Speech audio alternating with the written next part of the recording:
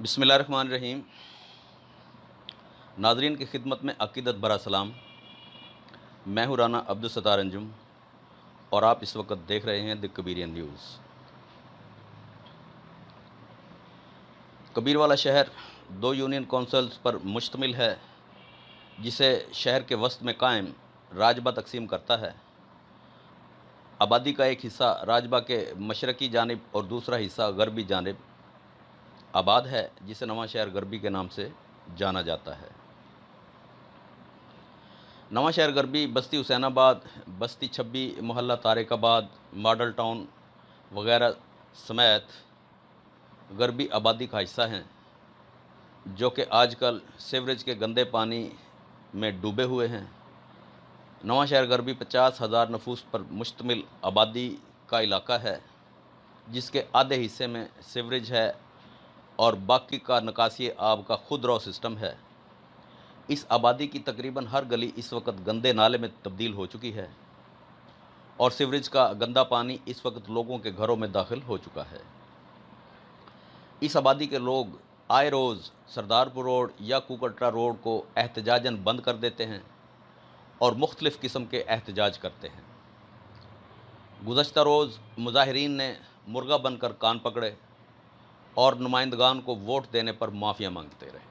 इसी तरह road block करके एहतजाज करते हैं, जिसे म्यूनसिपल कमेटी का अमला सीवरेज खोलने की यकीन दहानी पर उनके एहतजाज को ख़त्म करवा देता है और ये लोग फिर आलूदा पानी के आगोश में जाकर सो जाते हैं।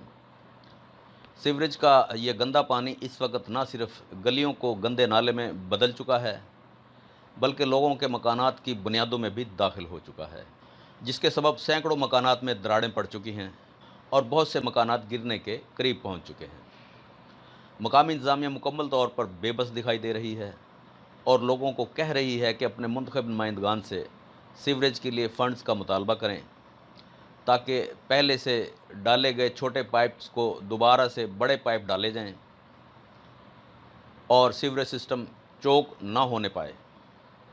कबीरवाला के बासी अपने मुंतखब नुमाइंदगान की राह तक रहे हैं कि शायद मुश्किल की इस घड़ी में कोई हमारा भी दुख समझ पाए और हमारे दुखों का मदावा करे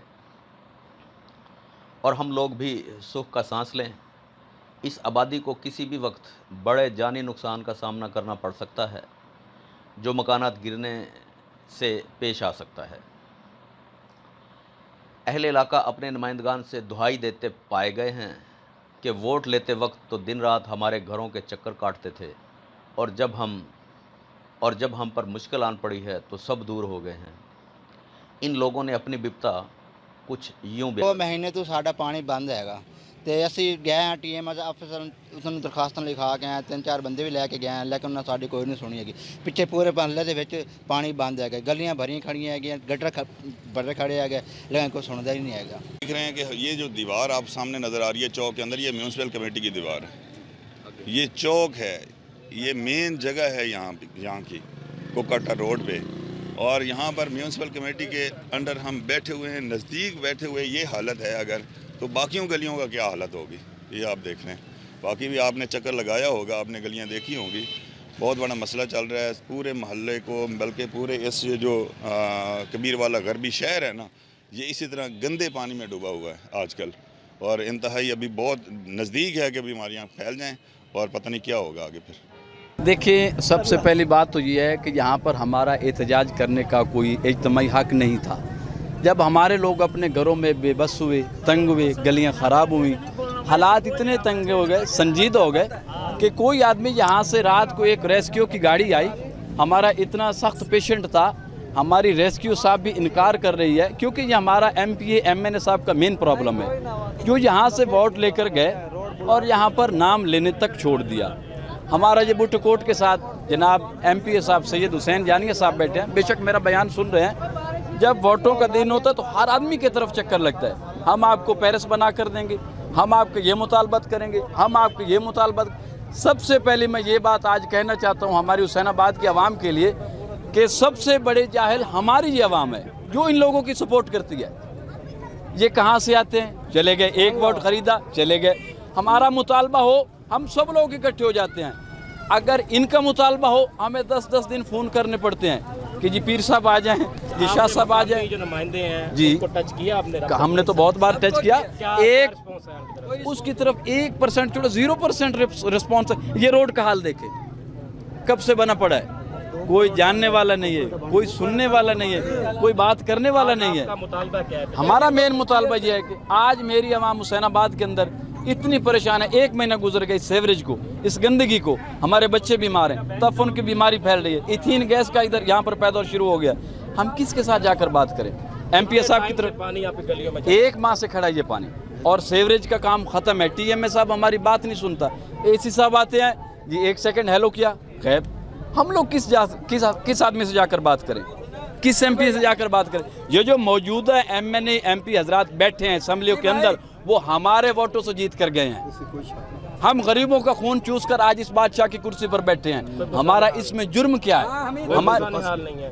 कोई हाल नहीं है हमारी आवाम का।